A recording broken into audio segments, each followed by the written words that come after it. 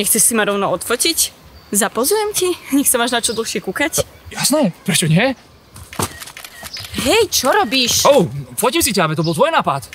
To bol sarkazmus. Super, len pokračuj, rozprávaj, budú z toho super momentky. Prestaň, to nie je legálne. Veď ty si mi povedala, aby som ťa nafotil. Bol to sarkazmus, vieš, čo to vôbec znamená? Tak chceš teda, aby som ťa fotil, alebo nie? Nie. Prepáč, moja chyba. Zle som to teda pochopil. OK, tak ich teda vymažem. Ale musím povedať, že je to škoda, pretože tu vyzeráš absolútne okuzľujúco. Čo? Počkaj, vážne? Áno, to rozmazané pozadie a tvoja pleť úplne žiari. A ten pohľad.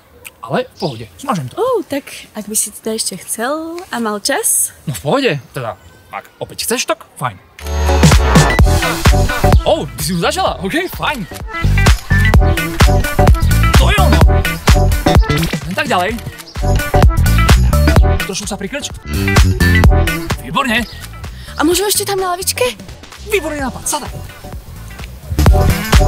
Super, zakloň mi ešte hlavu. Teraz sa vyprs. Wow! To je ono. Banger. Fajn, tak dík, tešilo ma. OK, a môžem ti dať ešte svoje telefónne číslo? Nemám záujem, mám priateľku. Aby si mi ich mohol poslať?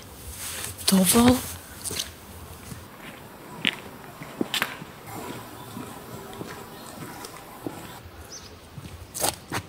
Čo?